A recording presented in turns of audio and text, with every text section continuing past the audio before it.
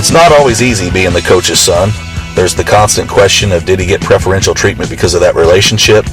Then there is the complete opposite spectrum of were there higher expectations because of that fact? Whichever way it was for our next Hall of Famer, it certainly worked as track and field standout Eric Miller joins his father, longtime Homer coach Bruce Miller, in the Homer High School Hall of Fame. Miller spent all 4 seasons under the direction of his father, Coach, and during that time frame, he dominated the 2 hurdle events in track and field like no one before or after him at Homer High. The 1976 graduate won 3 medals at the Illinois High School Athletic Association track and field meet during his high school career, as well as 4 district titles, 4 county titles, 5 conference titles, and 9 other invitational titles. He still maintains school records in both the 110 high hurdles and 330 low hurdles, and was the owner of the county, Little Ocal Valley, and district records in both meets at the time of his graduation. He also held 6 different area invitational records when his high school career wrapped up. But the athlete was certainly no one-trick pony, being named All-Area and All-Conference First-Team quarterback and defensive back in 1975, as well as All-State Honorable Mention. He was also selected to the top 100 Stars team in Illinois and played in the annual All-Star Game. Miller, who now resides out west, realized his dream of playing college football at Illinois State, although his career was unfortunately cut short by injury. Eric came down to high school his freshman year, and I really felt sorry for him because Bruce bent over backwards to show him no favoritism, and was actually, I thought, pretty hard on the kid. You know, he was the coach's kid, but it did him no favors. Well, let's talk about Eric, and I guess before we get into his accomplishments and everything, what kind of obstacles did you run into, or did you, having to coach your own son? Because I know sometimes that can be tough, because you've got, you know, I hear it in things I've been around when you see a parent coaching their son. Oh, sometimes you hear he's getting special treatment because he's the son, and he's not the best player because he's the son. He's playing ahead of somebody else. You hear that all the time. Did you run into a lot of that? Nobody ever confronted me with that. But there's a sense you have as a coach, and your son is playing, and now he's playing, you know, the most prominent position on the ball club. So the thing is, he's got to be better than anybody else on that club, and you have to treat him differently on the field than you would if he was Stan Burton. I was tougher on him than any of the other kids. He did some extra running. You know, his mouth got his expression, you know, because his father's son, you know how that is.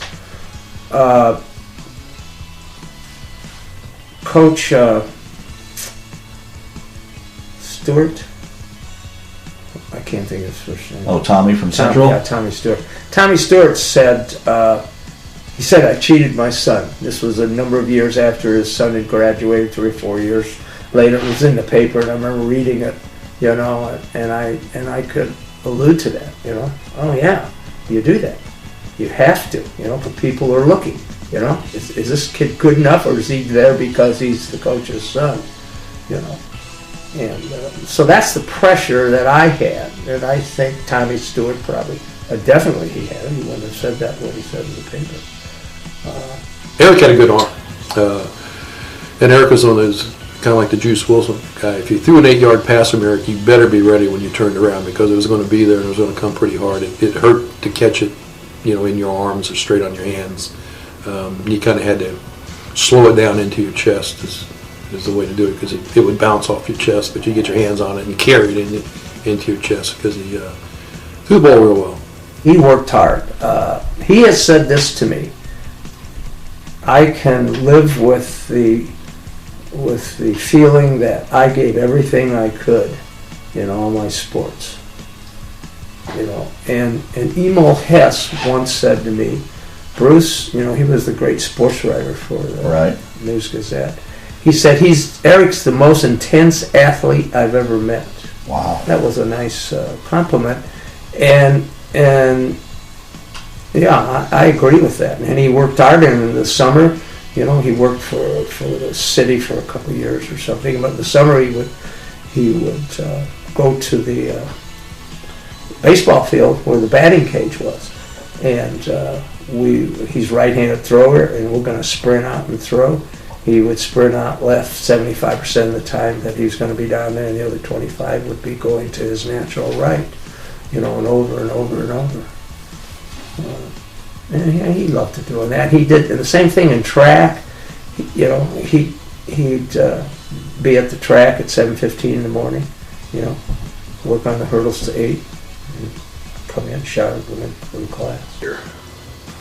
And I do remember, hurdles is kind of a technical race. You just don't jump over them, and he was on the track forever. Like everything that Coach Miller did is just one more time for 2 or 3 hours. And Eric he was a great hurdler.